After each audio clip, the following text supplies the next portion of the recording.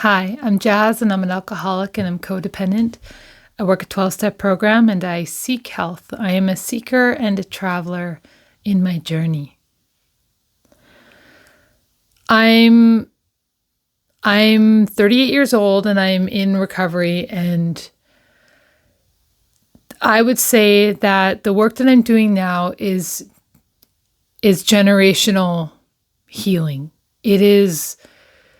It has been, I don't think that just one person can heal from hundreds of years of issues and trauma, or however that may look. And codependency comes from childhood. I have my own codependent behaviors because of the way I was raised. And codependency can be from moderately dysfunctional to severely dysfunctional. It doesn't always have to be alcohol and drug based. It can just be it could be as simple as just being raised by one parent. It could be as simple as somebody dying. Your parent dies when you're little, or it can be the dysfunction or the irregularity, the different, the severity of it can just be, that maybe your parent was a superstar, and you're growing up in that environment. Like the everything about my childhood has affected me as an adult, and raising my kids, learning all of the autistic ways to parent, and then being in these like recovery programs. There's such a huge connection with my childhood, and then even how like it makes me so much more aware of like, how am I showing up for my kids? How am I not showing up? Like what am I doing? Like I'm really self-aware of like what I'm doing. And the thing is like the level of it's different for everyone. And so there's things that I do, that I parent because of the way that the professionals are showing me, because of the counseling that I've gone through in my life, and then also just in reaction to the way I was raised. Like there are some certain things that I do very differently that help me be a good parent today in reaction to something I didn't get when I was little. And I think my parents did like the best that they could. Like any parent, like you're just start parenting and it's on. Like it's now there's kids involved, So I've been, I have a lot more compassion for my parents today. I have a really good relationship with them, but there was a time where we were estranged. Like there was a time we didn't have barely any communication for probably a decade.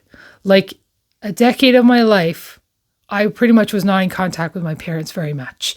And it was very estranged. And I actually never thought it was ever going to be good or ever better again. I thought it was dead. It was like it was dead. And we didn't have what we have today. So, and I'm really grateful that we do have something today. Like it just makes it first, and they're so involved. So I really love and appreciate that.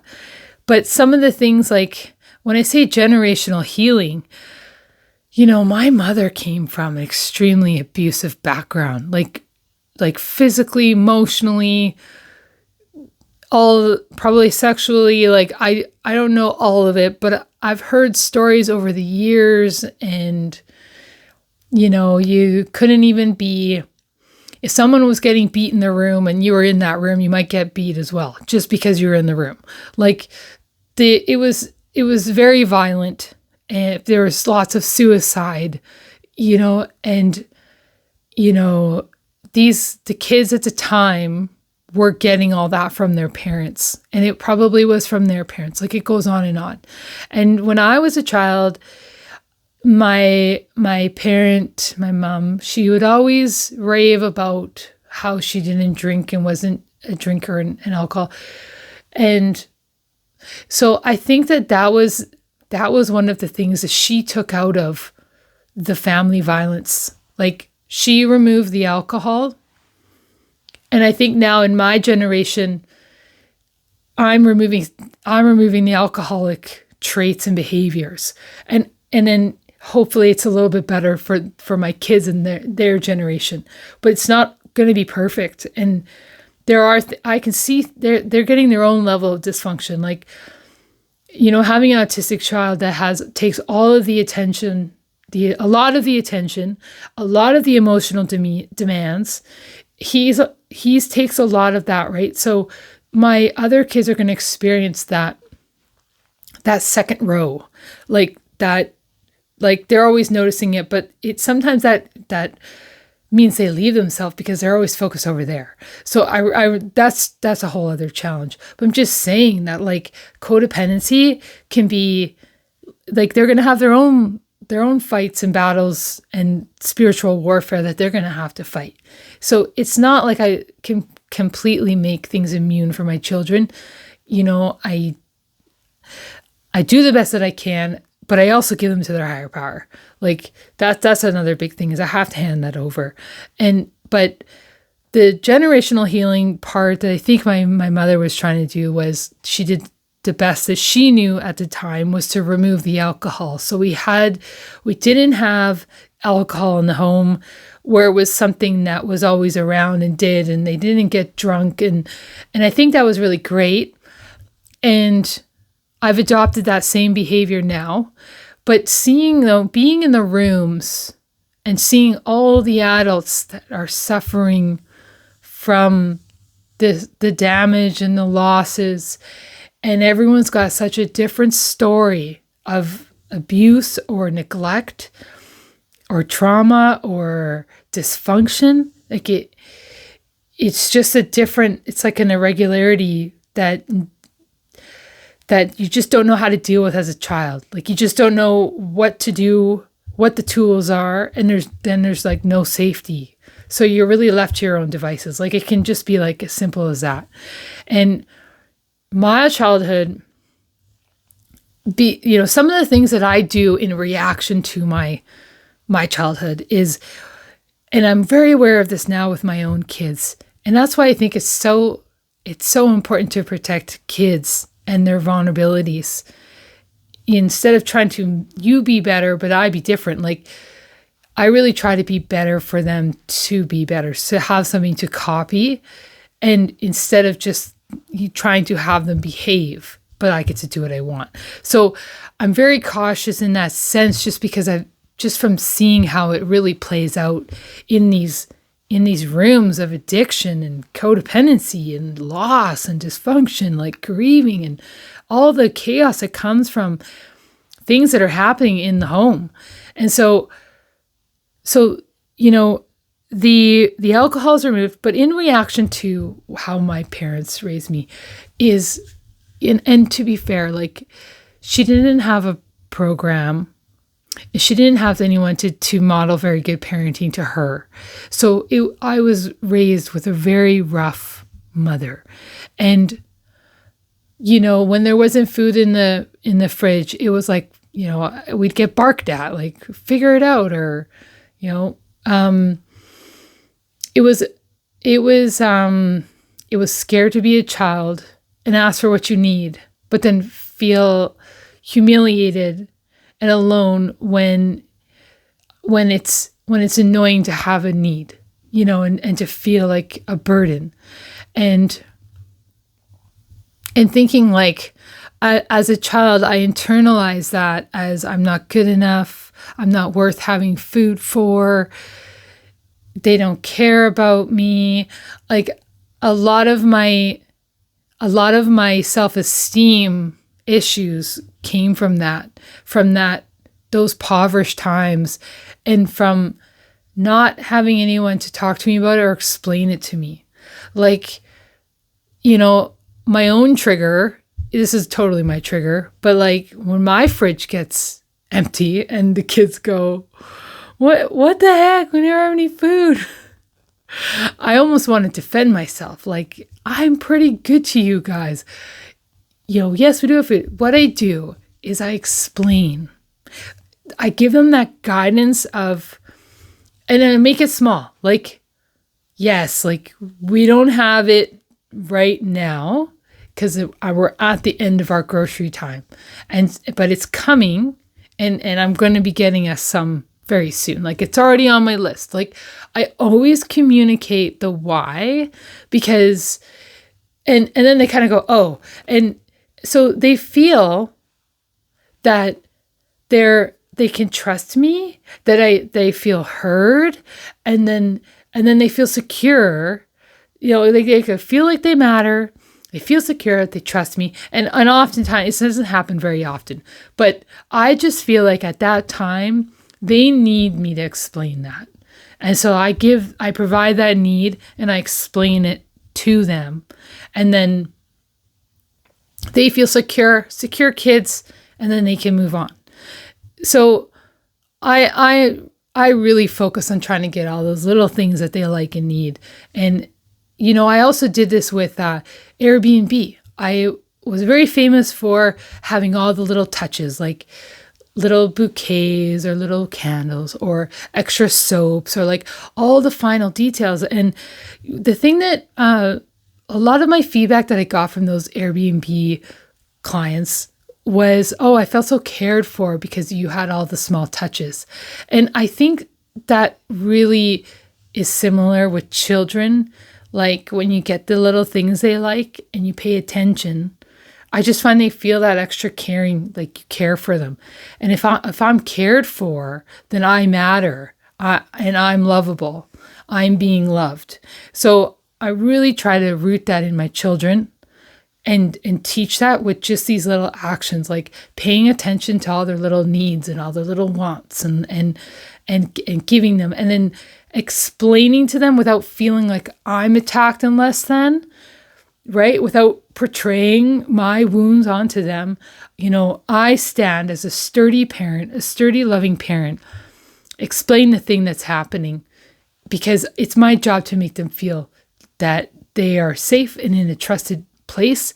But I know that for my own upbringing, the lack of communication with explaining what was happening, it really put me in my own thinking, which was really bad thinking. And I really did feel alone, and I didn't know why. So I just thought it was because I'm bad. And so that was one thing that happened with the fridge being empty. And, that's one thing. The other thing is we get yelled at a lot in the morning. And I just remember feeling so scared and jolted out of it came as such a jolt and it was really rough and aggressive. And honestly, I felt like I was treated like a dog sometimes. And like I shouldn't need a lot, I shouldn't want a lot. And I don't deserve to be talked to respectfully. So I felt a lot of anxiety like that, and I couldn't believe that she would treat me like that all the time, and I was angry about that. And so, today, in reaction to my childhood, I have a really nice morning. It's really important to me, but because I'm also working on my relationships, I would pick partners that were disrespectful in that area, like disrespectful in the mornings, they woke up very angry and grumpy in the morning, and then they would bring that into the rest of the house. And, that was one of those things, like I hadn't healed from my wound. And then I brought that, I was in that relationship where I created my same childhood. And I put that person that was like one of my parents into my home. So I grew, I got healthy. We're not there. And I've gotten back to what I've learned from this is that I really do value nice mornings. And with the research that's out there, it's so important to have that nice morning to give my kids like a good start up to their day, to their week. And when I make it a nice, good, safe morning, I'm teaching them the value in that. And I'm showing them the value in that. And there's 5 of us. There's the 4. I got my 4 little guys, and everyone's getting their needs met, even me. And I think that's such an important thing to teach my children about about like what's sacred, what's important, what's your needs matter, and then to be available to give them that communication of why this is happening this way, that it's not personal, that like to just really explain without me getting all upset about it, but just explaining kind of like why it's like that. And then they're just like, okay, like, so it's just like, I'm really parenting the way to like, how are they going to be adults? Like what I do right now really affects how they're going to be an adult. And then, being in all these addiction rooms, like really seeing that play out, like that is what is happening. If there is that dysfunction, there's no explaining and there's no apologies and it's rough, like that's going to have an impact. Everything that I do right now in my home is impacting my children, all the good, all the bad, like everything. And I can have the bad, but I do need to be apologetic for it. I do need to explain it, and then I need to show up as best that I can for them. So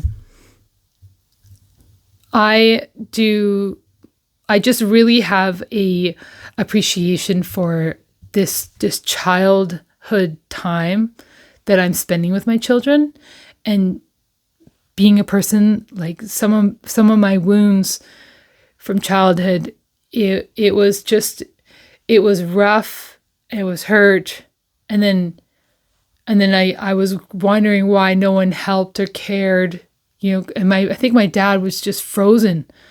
I think he was maxed out. He was frozen. He didn't know how to explain it or what to do.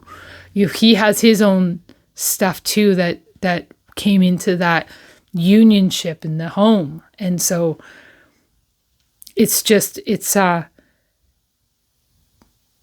is just, the childhood stuff is so important. And so these are some of the things that affected me from childhood.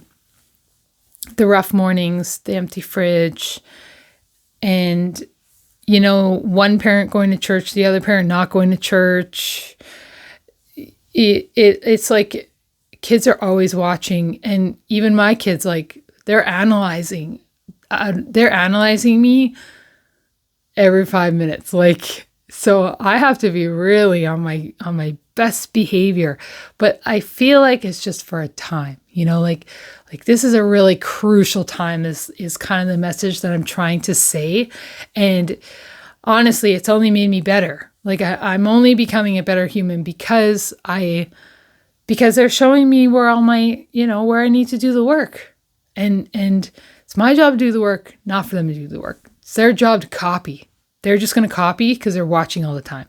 But I have to do the work because I'm the adult. So yeah.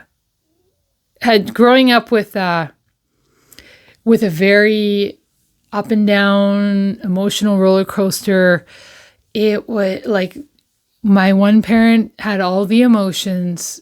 Therefore, I was put in the, second row to not really have emotions because their emotions were more important. So like, that is a little bit of emotional neglect, because there has to be that room to be feeling and talking about your feelings and knowing what your feelings are. But if that doesn't get talked about and approached often in our family household, they're not going to notice it or know what's going on. So I really do feel like that has to be taught as well. And I, as an adult, just learning how to do that with myself now. But I see the opportunity that if my kids are little, I can be teaching them this now and might be able to prevent some carnage down the road. But when I was growing up with this parent that had all the emotions, it was just really lonely, and I chose emotionally neglectful partners because of that. So that's just that's just basically when someone is hogging it all because of just the way they are. It's just that bit of dysfunction. You know, it does make you not think about your own emotions. Like, I didn't really think about my emotions until I was an adult and started really analyzing those in recovery. And so now I do have the grace to pass that to my kids now, but this is generational healing. You know, really glad the booze and the booze were gone, but all the alcoholic behaviors were in the home, and then that's just what our upbringing was. And so I think that it might be a bit better for my kids, but, you know, not having a man in the house is going to be their own dysfunction to grow up with too, you know? So it's just like some stuff's just unavoidable, and I just have to do the best that I can and teach them. And what I do with that is I try to expose my kids, my 4 boys, to as many healthy men as possible, like my grandpa or my uncles, like even some, they've been in counseling, and they actually are in counseling with two other men, but these are like safe, responsible men they're showing that it's okay to not be tough. It's okay to be emotional, talking about emotions. Like, I do everything that I can to show my kids what a nice, strong, emotional man looks like, and safe, you know, and because I don't have the ideal marriage-like situation right now. Yeah, I'm a single mom, and my part is I was like we were fighting all the time. I was angry in the home all the time, like, you know, lots of door slamming. And like now they have like a safe, happy mom, and I that takes care of herself and provides her own needs. And I'm teaching my kids that part, at least. Like, but I'm not hung up on the whole, if I'm staying and I'm an unhappy lady, then that's what my kids get. And I think my kids deserve more than that. They deserve a happy mom, a happy, safe mom, that and so, yeah, anyways, that's where I'm at with that. I'll cut it here. So thanks.